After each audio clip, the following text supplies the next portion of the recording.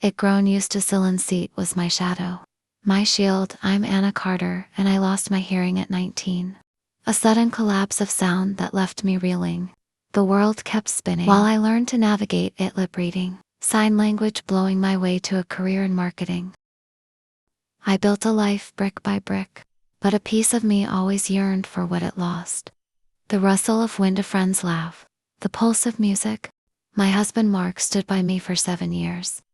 Sir, so I thought, aged sin patiently adjust for me. Swear my deafness didn't dim me. I trusted him completely, my anchor in a muted world. But lately, his eyes held something strange, a distance. Guarded his hands, once tender, felt mechanical. I blamed my own insecurities, not him. Social events wore me out, straining to catch words, feeling like a ghost in the chatter. Mark was my lifeline, translating the noise I couldn't grasp. Now, with a surgery looming to restore my hearing, hope flickered. I imagined hearing his voice again. Clear and warm, a bridge back to the life it missed. I didn't know the sounds it uncovered would break me. The surgery day came fast. In the sterile hospital room, I shivered in a gown, nerves buzzing with possibility. Mark sat beside me, his grip on my hand stiff, his smile thin. You'll be fine, he said, but his tone felt hollow. I nodded, clinging to his words, as the anesthesia pulled me under his uneasy face. My last sight. I woke to silence, but the doctor's beam it sucked. My hearing would creep back as my implants settled. Soon, faint hums broke through, a monitor's beep, a nurse's footsteps. Tears spilled as I marveled at each fragile sound, a lifeline to a world I'd forgotten. Mark watched, his face tight, no spark in his eyes. Over days, noises bloomed, the clink of a spoon. Rain tapping glass, it was magic.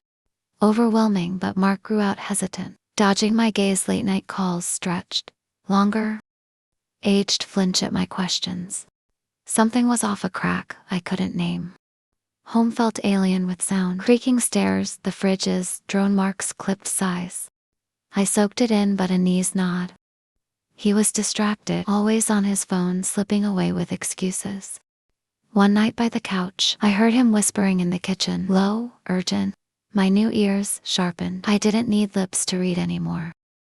Keep it, Queech doesn't know, he said.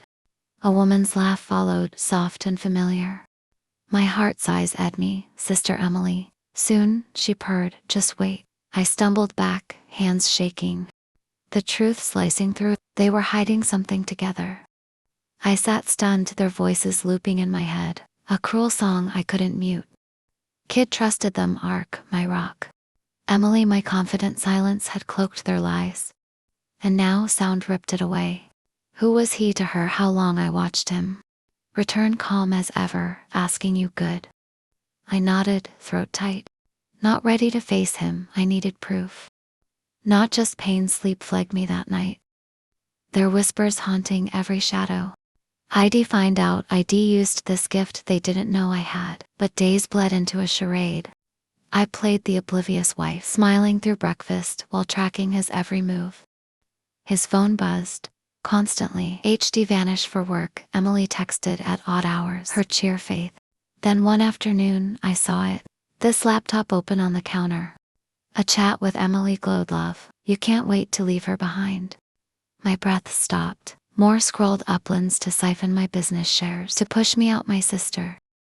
My husband plotting to erase me. Rage flared, but I held still. They'd pay. I became a shadow. Silent and sharp at work. I watched Emily strut, oblivious, her smugness a mask. I wanted to shatter it, but waited.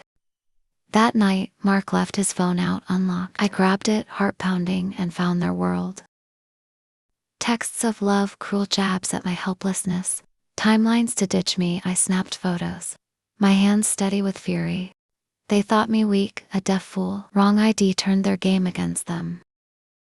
For days I played dumb, cooked dinner, laughed at Mark's stories, asked Emily about her trips. She relaxed, spilling lies, not seeing my trap. Mark bought it too. His guard slipping. I fed company allies hints of his records, watching cracks form. One evening I casually mentioned updating my will. His fork froze. Emily's call later was tense. They thought they'd outlast me, But I endured worse. I built this life death. Learn what I could do. Hearing they built a castle of lies.